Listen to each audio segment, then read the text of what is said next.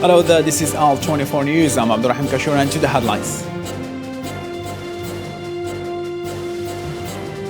6 weeks after taking office, Sudan's Prime Minister Abdullah Hamdok has resigned, saying, "I have tried my best to save the country from destruction, but nothing was done."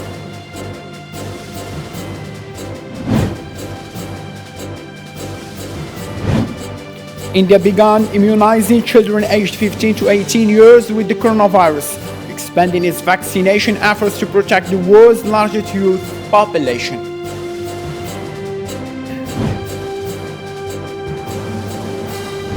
US President Joe Biden assured his Ukrainian counterpart Volodymyr Zelensky that if Russia invades its pro-Western neighbor, Washington and its allies would respond decisively.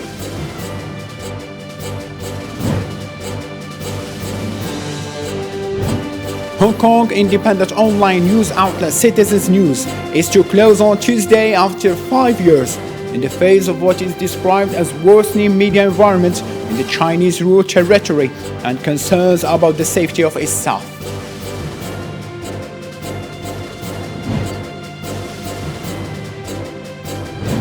The Kenyan presidency announced Kenyan paleontologist and politician Richard Leakey died Sunday at the age of 77.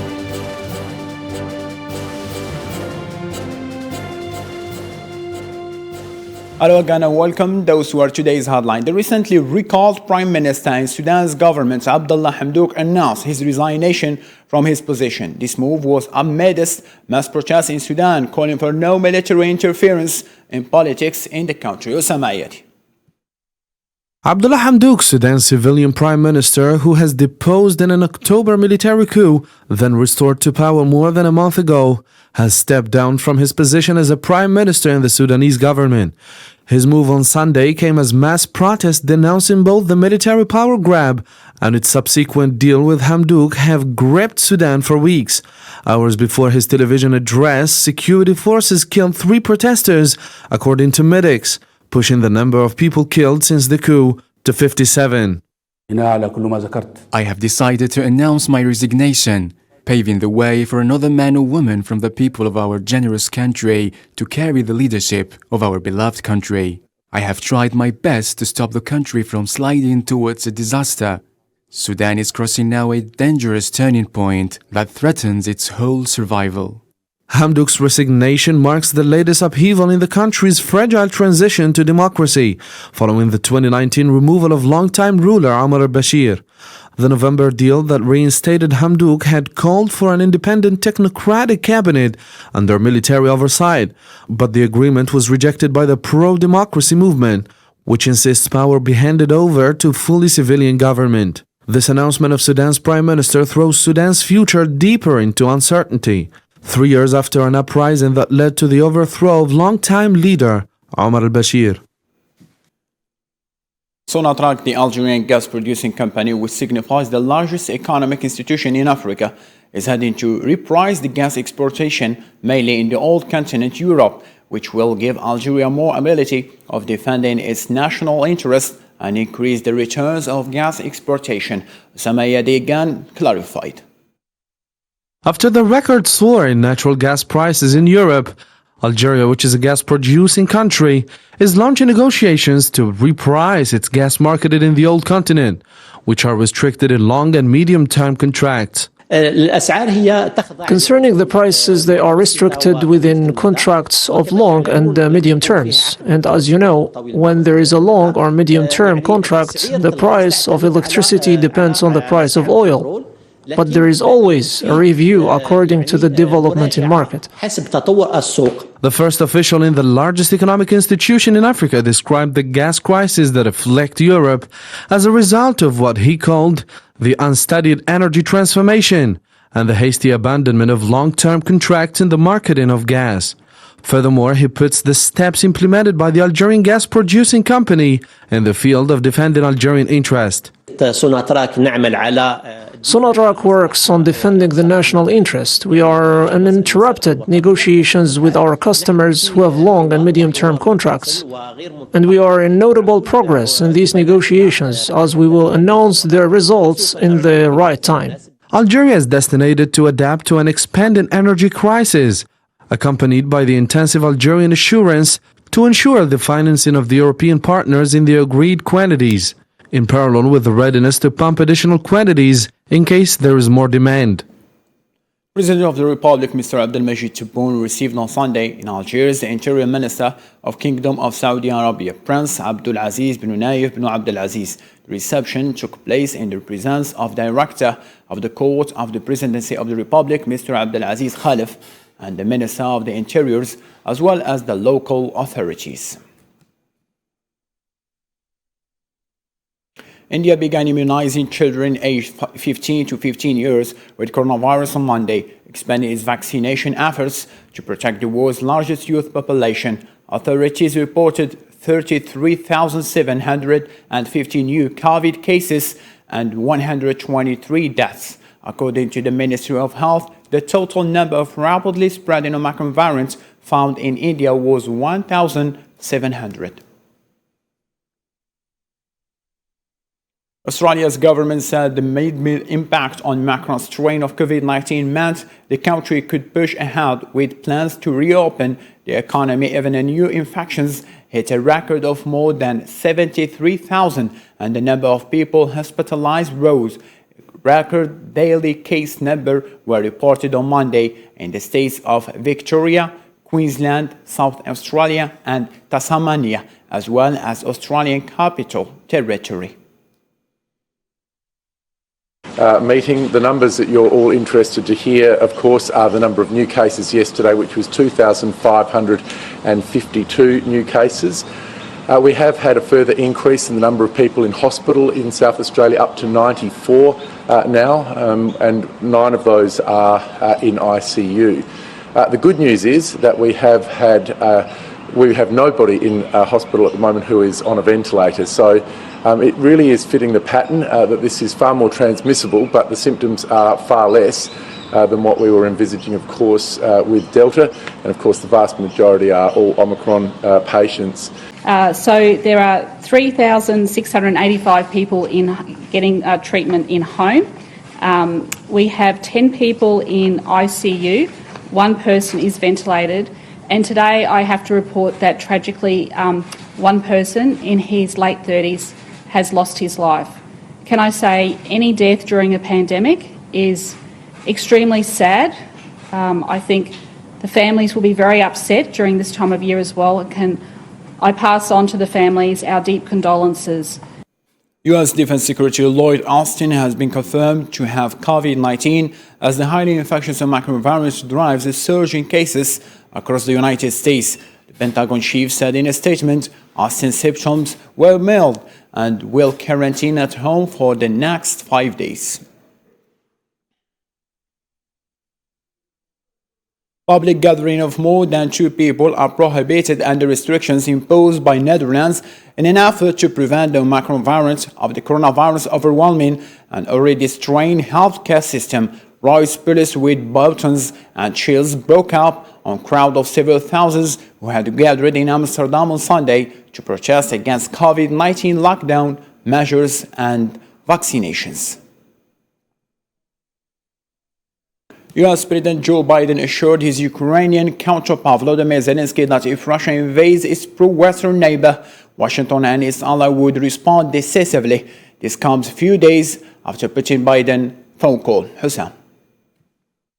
President Joe Biden talked with Ukraine's leader about Russia's army buildup along its border with Ukraine, vowing that if Russia invades Ukraine, the U.S. and its allies will respond with severe sanctions. Made it clear to President Putin that if he makes any more moves and goes into Ukraine, we will have severe sanctions.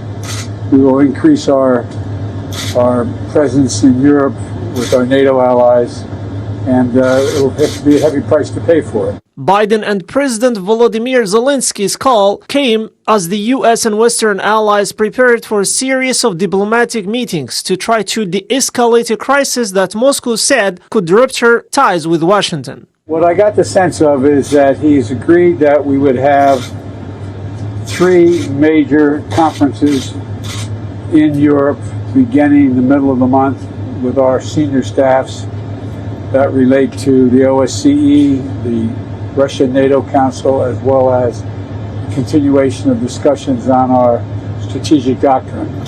And so he did not disagree with any of that.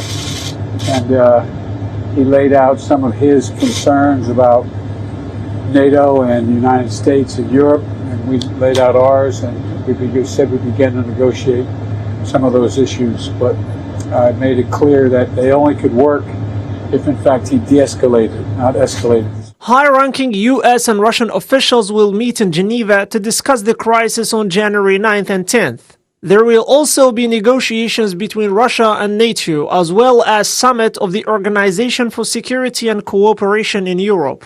The Kremlin, on the other hand, considers the severe sanctions in case happened as an act of war and demands an immediate halt of expansion of NATO eastward. This rise in tension comes days after the second call between Putin and Joe Biden took place, tensions that show no sign of ending.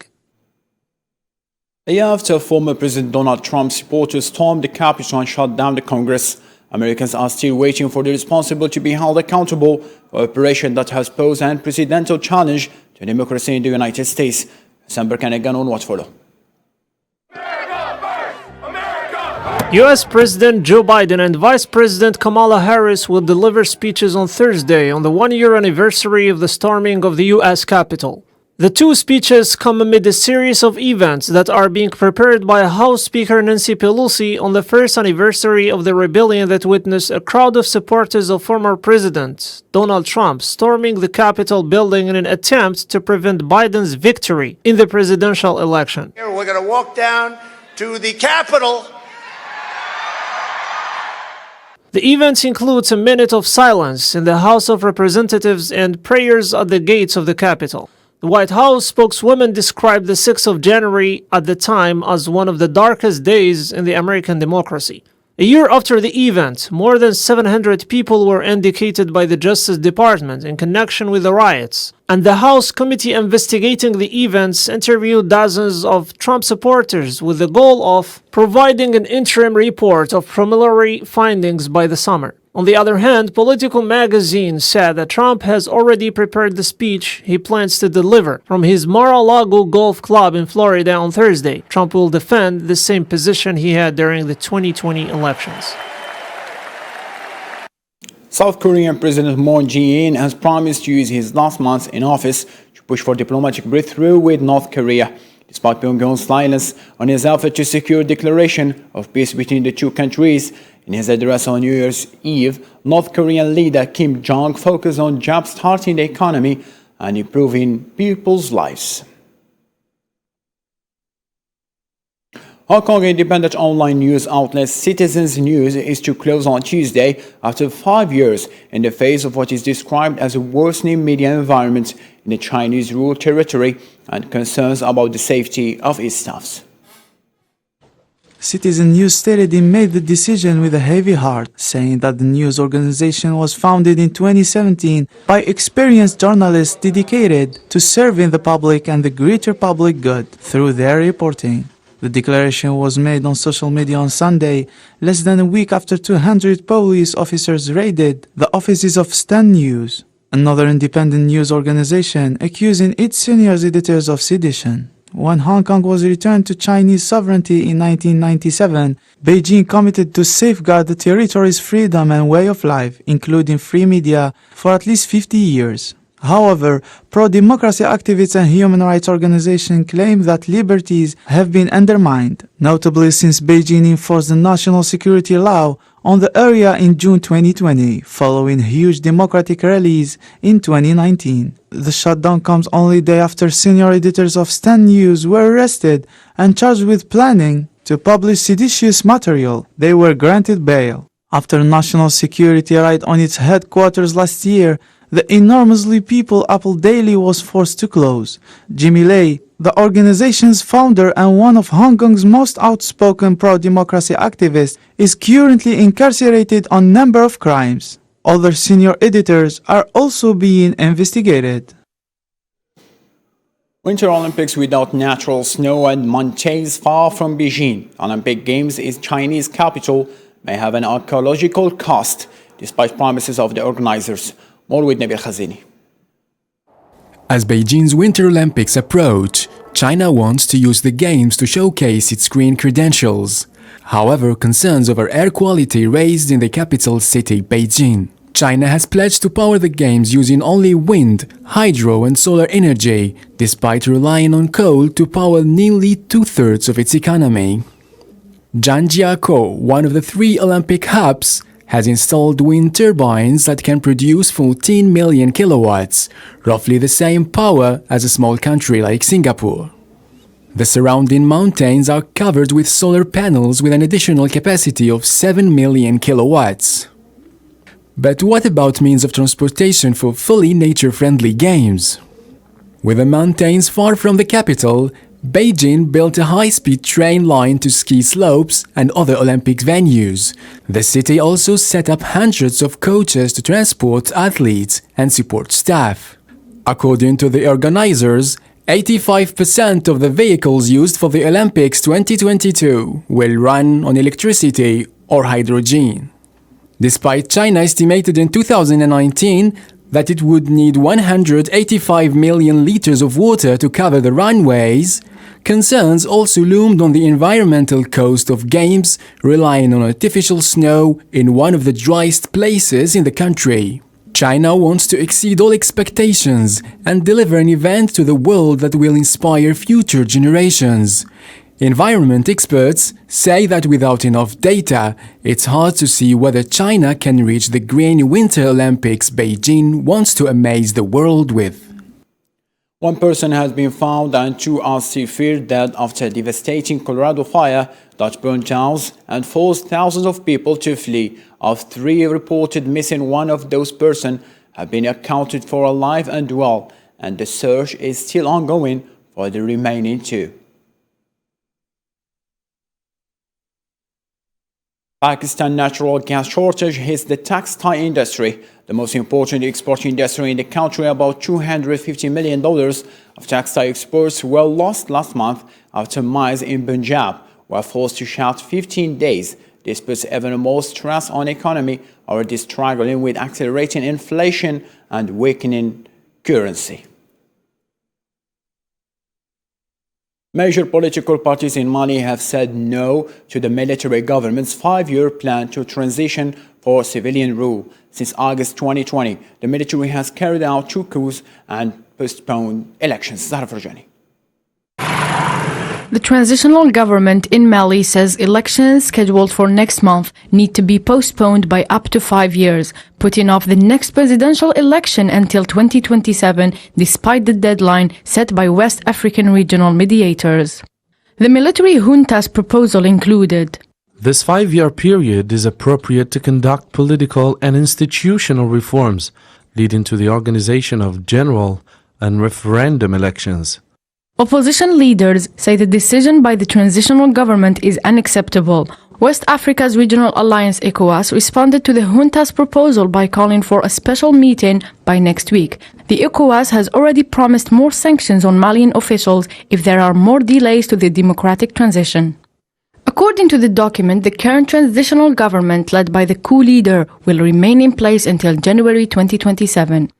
Malian Foreign Minister Abdoulaye Diop said on national television that while the proposal calls for 5 more years, the transitional government was open to discussions on that. Meanwhile, Mali's junta maintains that elections cannot be held because of deepened insecurity across the country. Thousands of people rallied in Baghdad to commemorate the 2nd anniversary of the U.S. drone attack that killed the famous Iranian commander and his Iraqi lieutenant. The protesters chanted "Death to America" as they gathered in Baghdad Square to pay tribute to Iran's General Qasem Soleimani. Miriam Zian. Last year, Iran requested red notices from Interpol against scores of U.S. officials, including Trump, who was also wanted by an Iraqi court. The assassination of Soleimani pushed Iran and the U.S. to the brink of war. On Sunday, in a speech, Iran's supreme leader Ayatollah Ali Khamenei, who has pledged serious punishments for Soleimani, said that the assassins would be consigned to the dustbin of history. Iranian officials are organizing a series of festivities to commemorate the second anniversary of Soleimani's killing, including missile launches against U.S. facilities, where President Ibrahim Raisi and other senior personalities are likely to attend. Iran has urged the UN to take legal action against the US over the assassination of its top general, General Qasem Soleimani, commander of the elite Quds Force of the Islamic Revolutionary Guard Corps 2 years ago. In a letter to the UN General Assembly, Iran's Presidential Legal Department urged for all legal actions within its power, including passing a resolution condemning the US administration and discouraging similar actions in the future. Iran claims that the commander of the elite Quds Force was on a diplomatic trip in Iraq's capital, Baghdad, when his convoy was hit by missiles launched by a US drone. And thousands of people gathered in Iraq to commemorate Soleimani's death. According to recent reports, a massacre in eastern Myanmar has left more than 30 people dead. Even two humanitarian aid workers of the international humanitarian group Save the Children are missing after Myanmar government troops fatally shoot more than 30 villagers, including women and children. This deadly attack took place in Mosul, followed by weeks of escalating violence throughout the country. People were killed while heading to refugee camps in the western part of the township. A record number of women are due to make up the next Dutch government after the incoming coalition published its list of ministers and secretaries of state on Sunday. An unprecedented 14 out of 29 ministers and secretaries of state will be women, including 10 of 20 ministers. Last year was the deadliest year in Chicago in 25 years. Last year, the city saw nearly 800 homicides and over 3,500 gunshots as authorities struggled to keep violent crime under control. More in this report. In 2021, Chicago had 797 homicides, the highest number since 1996. The number of murder victims in 2021 was 25 more than in 2020 and 299 more than in 2019. Shootings also increased significantly in 2021 with 3,561 occurrences reported in Chicago, up over 300 from the previous year, and 75 Chicago police officers shot on fire in the course of duty. The city had more homicides than any other U.S. metropolis, including the much larger New York and Los Angeles. According to Chicago Police Superintendent David Brown, the majority of the deceased were killed down during gang violence. Brown said at a press conference this week, "We all know this has been a hard year here in the city of Chicago, and too many people are hurting from the death of family members and friends due to senseless gun murder." More officers on the street, not just in patrol cars or behind desks, to interact with all Chicagoans in 2022, and that the department would work harder to build on positive interactions between the community and law enforcement. There has been rising criticism of the local government for failing to do enough to fight the ongoing crime wave, after going on a rant against Chicago Mayor Lori Lightfoot. A local 911 operator became viral in December. Kay Thornton, the dispatcher, accused Lightfoot of turning Chicago into a death zone, saying the blood of the city victims is on her hands. A man has been arrested after a large fire severely damaged the Houses of Parliament in the South African city of Cape Town. According to police declarations, the suspect, who is not a parliamentary employee, will appear in court on Tuesday, facing charges of arson, housebreaking, and theft. Detained Tunisian politician Nourdine Bahiri has been rushed to hospital in a critical condition. Lawyer and lawmakers say he is in intensive care at hospital in the northern town of Benzert. Bahiri, who is 63 years old, former justice minister and deputy president of the Islamist-inspired Al-Nahda party opposed to President Kais Saied, was arrested on Friday. Rows and tension between Britain and the rest of the countries in Europe have been a clear sign of complicated post-Brexit period in Europe, as many complications appeared on the scene on diplomacy level and, most importantly, on the economy of the continent. 2021 is the first year for the United Kingdom to operate apart from the European Union. Brexit was the last step taken by the British government towards the European Union, as Boris Johnson worked on tracing new diplomacy borders for his country with the rest of the continent. Many complaints appeared in the United Kingdom after the last decision. This included the new immigration rules in the country, and most businesses suffered, which relied on the freedom of movement of EU workers before Brexit. Restricting free movement has had a devastating impact, but not just on horticulture or agriculture, on pretty much every sector where people from abroad have been working in those sectors for years, and now they're going home. Staff is a serious issue for Britain since the spike of coronavirus around the world, and Brexit has made things more difficult for all sectors, including agriculture, hospitality, transportation, and a list of other sectors which build the economy of Britain. Biggest issue is staff. We would have had 150 people today picking, and it's just down to, 25 now. For us, it's been very traumatic because of the absolute acute staff shortages, and it has been really hard with deliveries. Trade is one more issue for Great Britain, as the British government has repeatedly delayed implementing many controls on EU imports, while the EU immediately implemented border controls last January after the Brexit transition period expired, but that is likely to change. The further red tapes that Britain will implement on the rest of countries in the continent are risky measures that will result in price soar and further complicate matters in terms of trade for both sides, especially that London and Brussels have clashed repeatedly over issues ranging from trade in Northern Ireland to coronavirus vaccines. Post-Brexit period does not appear as a smooth period for both sides over Europe, which will surely affect the economy as well as diplomacy. The French authorities removed the launch flag of the European Union from the Arc de Triomphe from Paris after placing it Friday on the occasion of France's 6-month presidency of the European Union. The measure came after the flag's placement angered the leaders of the far right. The Turkish lira ended 2021 by losing 44% of its value against the US dollar, 90% in the last week of the year alone, and tumbled from 18.4 to 10.25, recovering slightly to the end of the year at 13.19 on Friday. Erdogan announced a plan in December to protect converted local despite from losses against currencies, which saw a sharp but brief 50% rally in the lira on support from the central bank. The Kenyan presidency announced Kenyan paleontologist and politician Richard Leake died Sunday at the age of 77. Leake was an environmentalist and politician, has played a fundamental role in understanding the origins of mankind and strengthening the fight against elephant poachers. Nabil Khazini. I said, look, we came in peace and I'm about to leave, and please, I'm leaving in peace. World-renowned Kenyan conservationist and politician Richard Leake died on Sunday at the age of 77. Kenyan President Uhuru Kenyatta announced the news with deep sadness.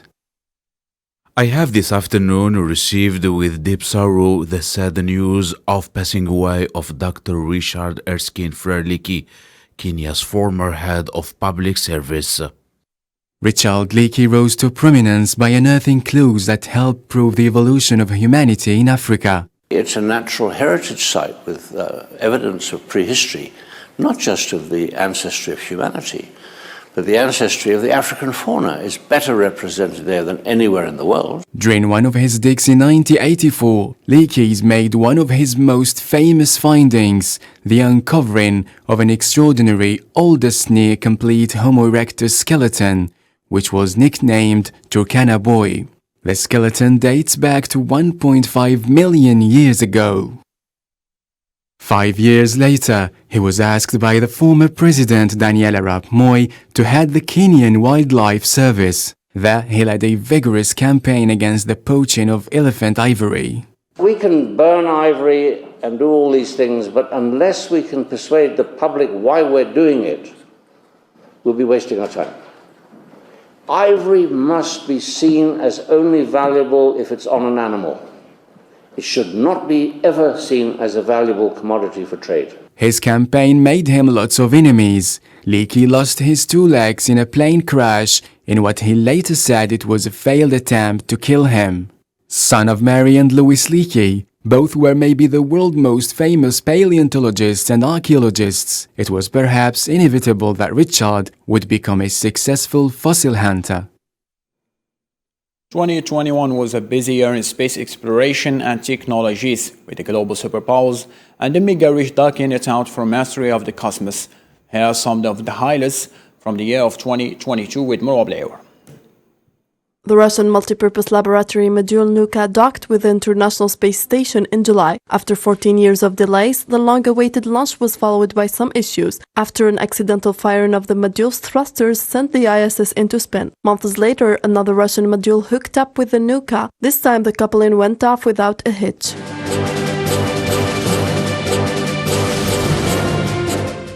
NASA's Perseverance rover touched down on Martian soil in February. Perseverance is the 5th American rover to score the surface of Mars. Within days of landing, it kicked off a first-in-space exploration when its attached Ingenuity helicopter took off, providing that controlled flight is possible in Mars' atmosphere. China landed its Taiwan-1 rover on Mars in May. Taiwan-1 is China's first vehicle to drive on Mars, and it's having done solidified Beijing's entry into the top tier of space explorers. Reacting to the successful landing, NASA Chief Bill Nelson called China a very energetic opponent in what is shaping up to be the space race of the 21st century.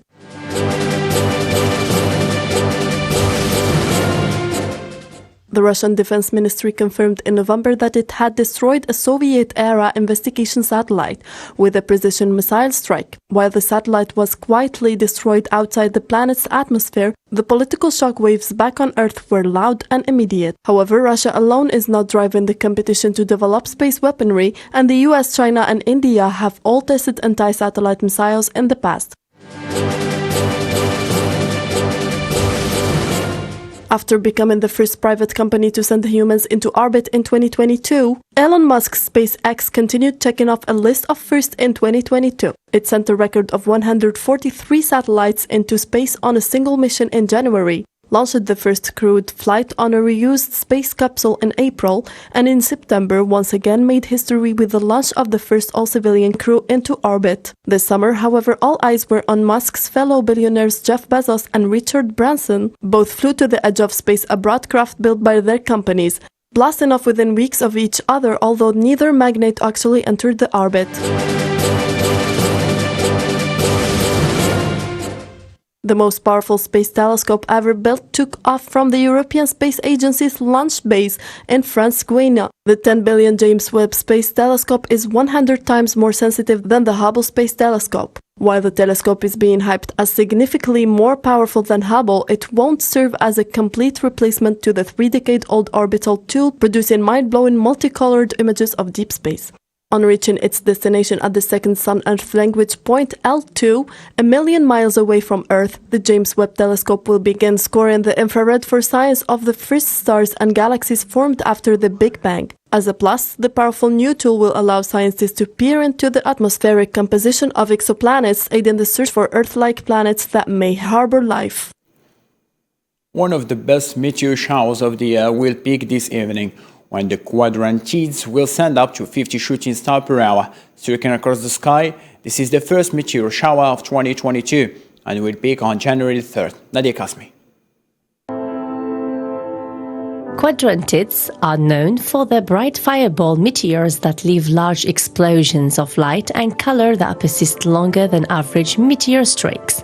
Unlike most meteor showers which originate from debris left behind by comets, the quadrantids come from asteroid 2003 EH1, which may be a dead comet. At an extreme, up to 200 shooting stars can be seen per hour, but that relies on perfect conditions in the ideal spot on Earth. Meteors are the result of small particles entering the Earth's atmosphere at high speed, typically around more than 144,000 kilometers per hour for the quadrantids. The pieces of debris heat up due to friction with the air and are usually destroyed in under a second at altitude above 80 kilometers. The superheated air around the meteor glows briefly and is visible from the ground as a streak of light known as a shooting star. Quadrantids are best viewed during the night and pre-dawn hours from the northern hemisphere, and the best way to view them is on a clear night. No doubt to see such kind of saves, since they have Gigi Donnarumma and Keylor Navas, two of the best goalkeepers in the whole world. To this end, ladies and gentlemen, let's have a reminder for our main stories. 6 weeks after taking office, Sudan's Prime Minister Abdullah Hamdok has resigned, saying, "I have tried my best to save the country from destruction, but nothing was done."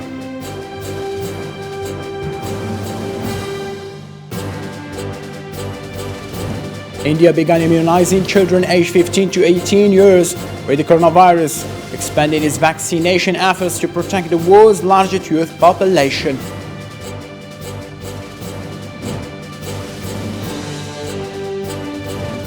US President Joe Biden assured his Ukrainian counterpart Volodymyr Zelensky that if Russia invades its pro-Western neighbor, Washington and its allies would respond decisively.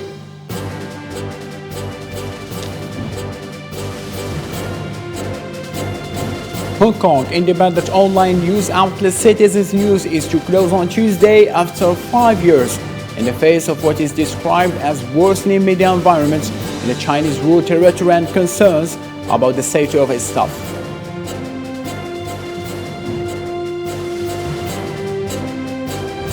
The Kenyan presidency announced Kenyan politician Richard Leakey died Sunday at the age of 77.